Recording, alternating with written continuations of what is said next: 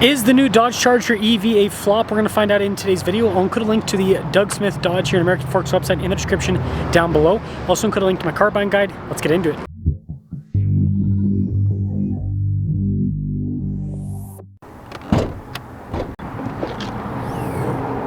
This has a 100.5 kilowatt hour battery pack, 496 horsepower, 404 pound-feet of torque, and can go 268 miles on a charge. And yes, it does have a little front storage space.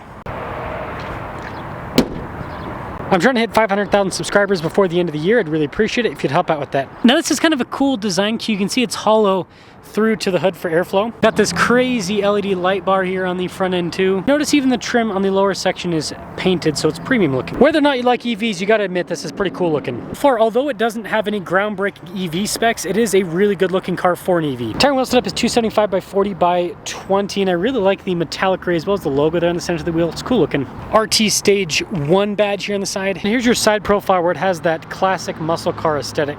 When it comes to the key fob, we've got carbon fiber there with the Dodge logo. We have our lock and unlock remote start and the opening for the trunk.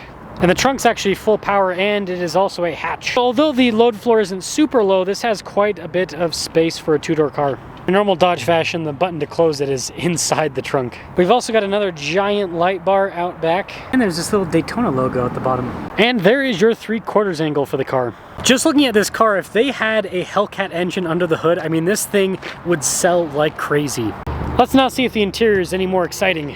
Yeah, this kind of fancy stitching throughout the door panel and some kind of cool looking trim in general. And it comes with stuff like blind spot monitoring. The windows are automatic and it's got memory seats. And the rear seats are actually really nice with the trim, and you can fit people back there, but it is quite tight. Now, normal Dodge fashion, you've got really thick front seats. They're power adjustable with lumbar support. And let's start her up.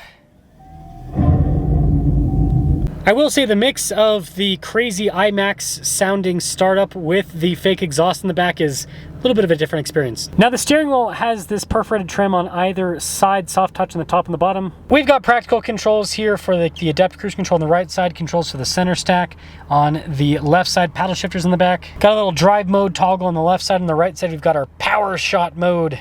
And yeah, full digital gauge cluster. You can change the information that is displayed. A lot of modern cars have something similar. This also has a heads-up display. This does have a 360 camera, and resolution with it's actually really good. And then as for the infotainment system shortcut bar here on the side, you also have the little shortcut buttons for stuff like the heated and ventilated seats. But yeah, overall response time and usability with this is not the best on the planet, but it's really good. We do have some USB-Cs down below, and then some shortcut buttons for stuff like your stability control, for example, and then a wireless phone charging pad. And this leads us to the shifter, which is a little bit funky looking, but it works, right?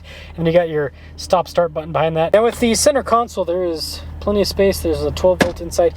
There's more soft touch trim, and you notice there's more soft touch trim there on the top too. Okay, well this leads us to the window sticker here. You can see the total MSRP is $68,475. Huge discounts on these. I think some of these are selling for like sub $50,000 after all the discounts. There's also lease deals. I mean, you probably noticed on the windshield, the $499 per month. So let's take it out and see how it performs.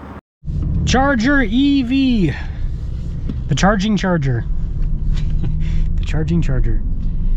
So when it comes to driving dynamics, first off, being fully electric means we've got a low center of gravity. Low center of gravity means that we have good handling.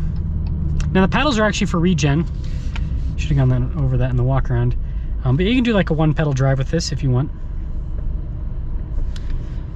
Now, the seats are comfortable. The air conditioned seat function is definitely nice to have today. It's almost 100, it's getting close to 100 degrees. Getting to that time of the year.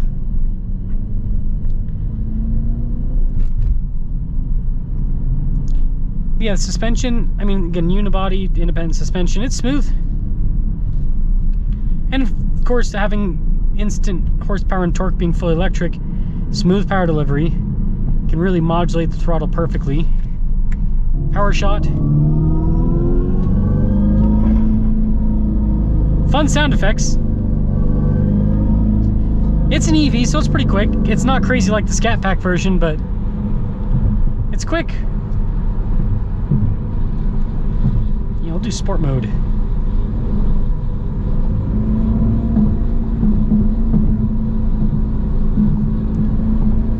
Yeah, it's weird to hear all the synthetic sounds. It's definitely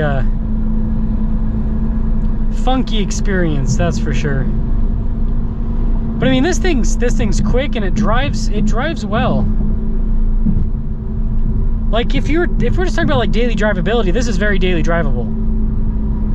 Like the seat is very comfortable and it's got, I mean, like there's some road noise, definitely. It's not a luxury car by any means, but it's luxe enough. It's kind of spaceship-like. Kind of spaceship-like. So this car drives fine. Now, a few downsides. I love the look of two doors. The problem is nobody's buying, excuse me, nobody's buying two doors in America anymore, really. Like some people, but if you look at it, sports cars and just two-door cars in general just keep going away. I mean, look at like Jeep, for example, right? They offer a two-door Wrangler. Nobody buys them. Everyone buys a four-door.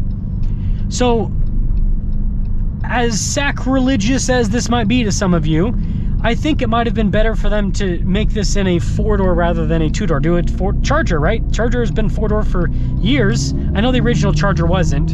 I understand this is a throwback, but still, they could have just done a four-door. I think that might have helped out a bit. The next thing is only offering this as an EV. This new body is beautiful. Like, this is a great looking car. If people had the option of the Hurricane, or, you know, do a limited edition Hellcat version,